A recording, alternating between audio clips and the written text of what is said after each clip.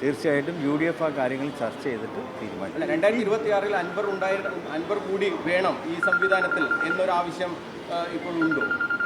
അതായത് രാഷ്ട്രീയമായിട്ടുള്ള കാര്യങ്ങളല്ലേ, അതൊക്കെ ചർച്ച ചെയ്തിട്ട് നമുക്ക് തീരുമാനിക്കാം.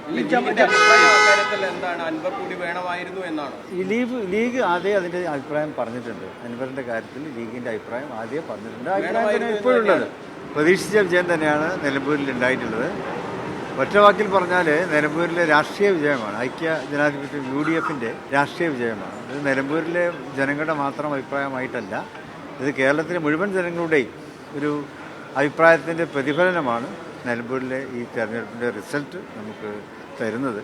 കാരണം ഒരു ഭരണവിരുദ്ധ വികാരം എല്ലായിടത്തും ഉണ്ട്, നിലമ്പൂർ മാത്രമല്ല കേരളത്തിൽ ഒന്നടക്കമുണ്ട്. അപ്പോൾ UDF പറഞ്ഞത് തന്നെയാണ്, വളരെ രാഷ്ട്രീയമായ കാര്യങ്ങളാണ് UDF അവിടെ പറഞ്ഞത്. ജനങ്ങളത് അംഗീകരിച്ചു. അതിൻ്റെ വിജയമാണ് ഇപ്പോൾ നമുക്കവിടെ കാണുവാൻ കഴിയുന്നത്. ഇവിടുത്തെ വികസന മുരടിപ്പ്, അതുപോലെ തന്നെ ജനജീവിതത്തിൽ ജനങ്ങൾക്ക് സുരക്ഷ നൽകുന്നതിൽ വന്നിട്ടുള്ള വൻ വീഴ്ചകൾ, ഇതൊക്കെ തന്നെ അവിടെ പ്രതിഫലിച്ചിട്ടുണ്ട്. സുരക്ഷാ വീഴ്ച കേരളീയ സമൂഹത്തിൽ അങ്ങനെയാണല്ലോ, എല്ലായിടത്തും അക്രമവും അരാജകത്വവും ഒക്കെ നടപാടുന്നു. അപ്പോൾ അതിനെതിരൊക്കെയുള്ള ഒരു വിധേയത്വമായിട്ടാണ് ഇത് കാണുന്നത്. നിലവിൽ ഞങ്ങൾ രാഷ്ട്രീയം മാത്രമേ പറഞ്ഞുള്ളൂ. അവിടെ മറ്റ് പലതും പറഞ്ഞ് അവിടെ വോട്ട് തട്ടിയെടുക്കാൻ ശ്രമിക്കുകയുണ്ടായി. അത്തരം ദുഷ്പ്രചരണങ്ങൾക്കൊന്നും അവിടെ വിലയില്ലാതായിരിക്കുകയാണ്. ജനങ്ങൾ യാഥാർത്ഥ്യബോധത്തോടെ പ്രതികരിച്ചു എന്നുള്ളതാണ് നിലമ്പൂരിൻ്റെ വിധിയെടുത്ത്.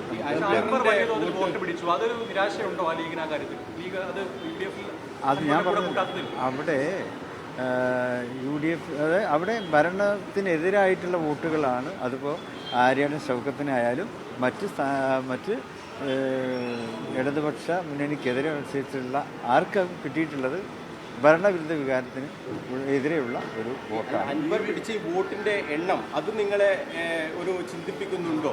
എങ്ങനെയാണ് ഇത്രയധികം വോട്ട് അൻവറിലേക്ക് പോയത് എന്ന കാര്യം പരിശോധിക്കേണ്ടതാണ്. അവിടെ ഞങ്ങൾ ചിന്തിക്കുന്നതായി ആര്യാടൻ ഷൗക്കത്തിൻ്റെ വിജയമാണ്. ആര്യാടൻ ഷൗക്കത്തിന് കിട്ടിയിട്ടുള്ള വോട്ടുകളാണ് ഇപ്പോൾ ഞങ്ങളെ ആഹ്ലാദിച്ചുകൊണ്ടിരിക്കുന്നത്. ഇനി വിശകലനം പിന്നീട് നടത്തും. ആ മുഴുവൻ റിസൾട്ടൊക്കെ വന്നു കഴിഞ്ഞ ശേഷം ഈ മുസ്ലിം ലീഗ് വിശകലനം നടത്തും, അതുപോലെ തന്നെ UDF വിശകലനം നടത്തും. അതിനുശേഷമാണ് ബാക്കി കാര്യങ്ങളൊക്കെ നമുക്ക് പറയാൻ പറ്റും. ഇല്ല, ഞങ്ങൾ ഇപ്പോൾ നല്ല ഭൂരിപക്ഷമാണല്ലോ. അവിടെ ഒരു ഇടതുപക്ഷത്തിൻ്റെ ഒരു മണ്ഡലമായിരുന്നല്ലോ കുറച്ചു കാലമായിട്ട്. ആയിരം മുഹമ്മദ് സാഹിബിൻ്റെ ശേഷം ഒരു ഇടതുപക്ഷത്തിൻ്റെ മണ്ഡലമായിരുന്നു. അതാണിപ്പോൾ നമുക്ക് പിടിച്ചെടുക്കുവാൻ സാധിച്ചിട്ടുള്ളത്.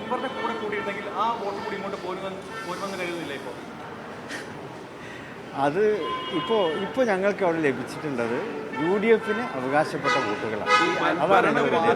തുറന്നിട്ടുണ്ടോ അല്ല അടച്ചു തന്നെയാണോ? ലീഗിന്റെ താല്പര്യം എന്താണ് കാര്യത്തിൽ? അത് UDF തീരുമാനിക്കേണ്ടതാണ്. അപ്പോൾ ഞാൻ പറയാം, അൻവർ UDF എന്ന് പറയുന്നത് ഇപ്പോൾ ഇന്നും ഇന്നലെ ഉണ്ടായ കാര്യമൊന്നുമല്ലല്ലോ. UDF വർഷങ്ങളായിട്ട് പ്രവർത്തിച്ചു വരുന്ന ഒരു മുന്നണി സംവിധാനമാണ്. അൻവറിന് നിലമ്പൂർ സ്റ്റേഷനിൽ കയറാമായിരുന്നു, പക്ഷെ കയറാൻ പറ്റിയില്ല. ഇനി സ്റ്റേഷനിൽ ധാരാളം ഉണ്ടല്ലോ, കയറിക്കും.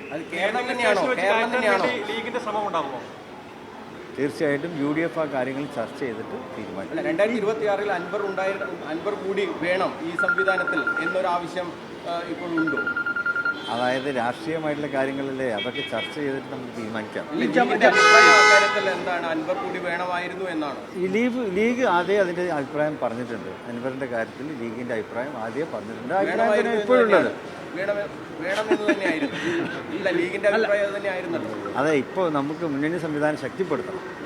കേരളത്തിൽ അടുത്ത അസംബ്ലി തെരഞ്ഞെടുപ്പിൽ ഐക്യ ജനാധിപത്യത്തിന് വേണ്ടി അധികാരത്തിൽ വരണം. അതിന് മുന്നണിയെ ശക്തിപ്പെടുത്തേണ്ടതുണ്ട്. അതിനുള്ള എല്ലാ കാര്യങ്ങളും മുന്നണി ചെയ്യണം എന്നാണ് പറയുന്നത്.